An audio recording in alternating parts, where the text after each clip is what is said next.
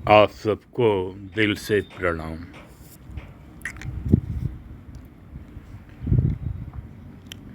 आंतरिक दिल के अनुभव के शीर्षक के अंतर्गत कर्म भोग क्या है, इस संदर्भ में अपनी बात रखना चाहते हैं।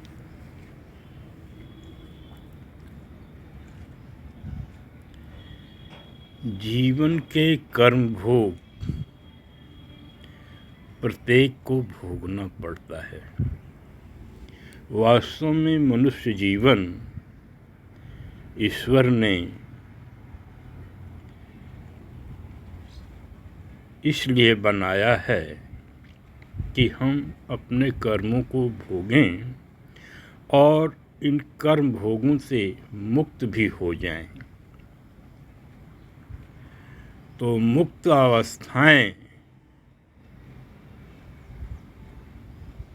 बहुत बिरले लोग ही होंगे जिनको यह स्थिति मिलती है। वह साधना के द्वारा ही संपन्न हो सकता है। हमारे ख्याल से दूसरा कोई उपाय नहीं है। हाँ, परमात्मा जिस पर कृपा किया है, जिस पर दयालु है, ऐसी भी आत्माएं हैं जो सीधे प्रवेश कर जाती हैं।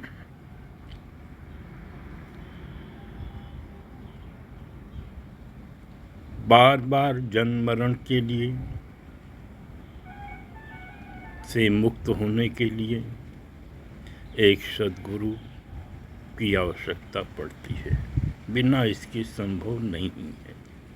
कोई भी व्यक्ति अपने प्रयास से उस स्तर को नहीं पा सकता जहाँ पे जन्म मरण की सीमा रेखा समाप्त होती है।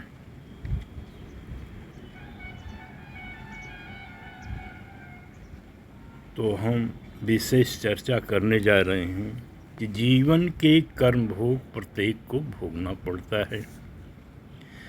परमात्मा ने सबके लिए सुव्यवस्थित व्यवस्था बनाई है। आप दैनिक जीवन में जैसा भी जीवन जी रहे हैं, वह आपके स्वयं के बनाए हुए संस्कार हैं। संस्कार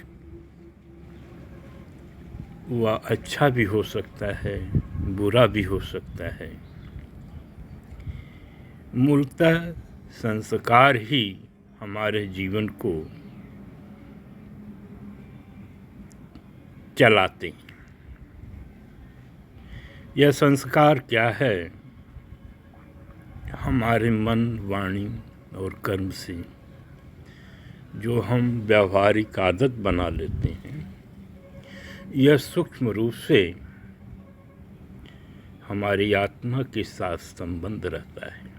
आत्मा कुछ नहीं करता, यद्यपि प्रेरित होता है। जो आंतरिक शक्ति व्यक्ति में मौजूद है वह है मन। ये मन की द्वारा ही संस्कार बनते हैं और संस्कार विनष्ट भी होते हैं, जो भोग भी तैयार करते हैं और मुक्त की अवस्था भी तैयार करते हैं। आइए कुछ हम उदाहरण देते हैं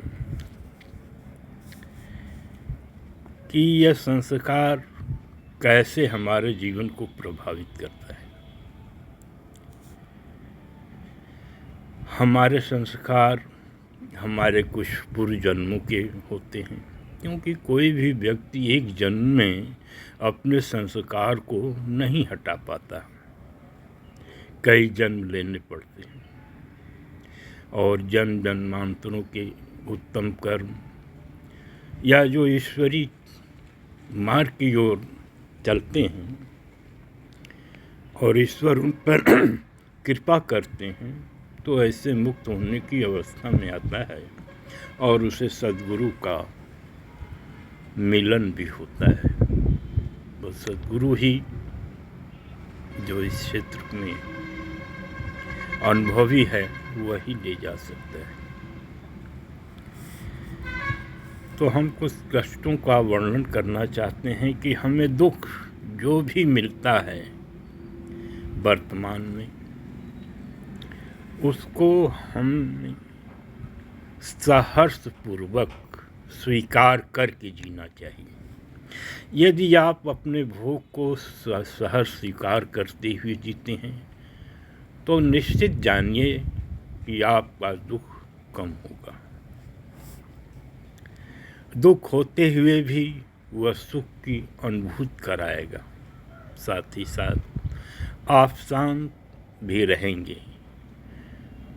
अवस्था शांतिपूर्ण जीने का है, विरोध करने का नहीं। इसमें मुख्य भूमिका आपके चरित्र के ऐसा होना चाहिए जिसमें धैर्य हो, साहस हो, सहनशीलता हो और जो प्रेम के साथ निर्वाह करते हों। यदि प्रेम नहीं है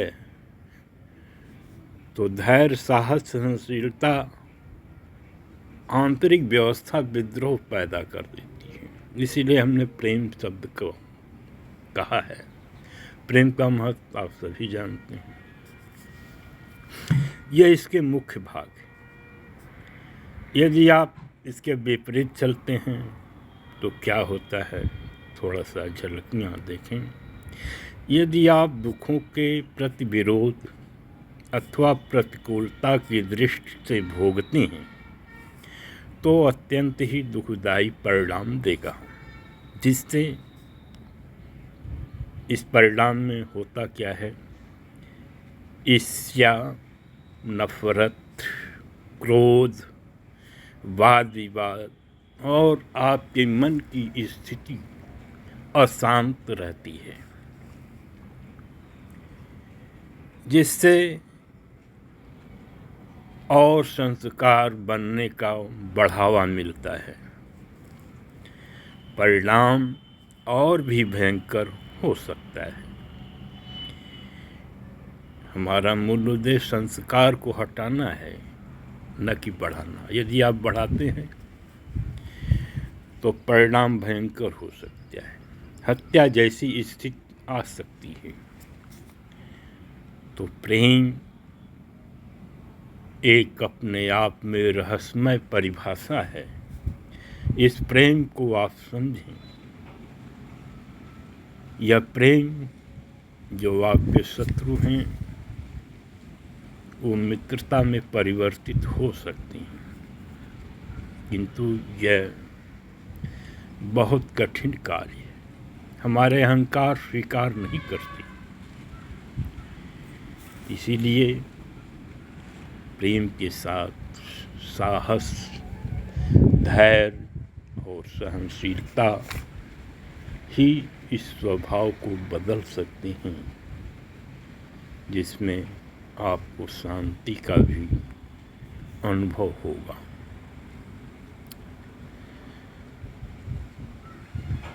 धन्यवाद। अगला चैप्टर किसी और दिन।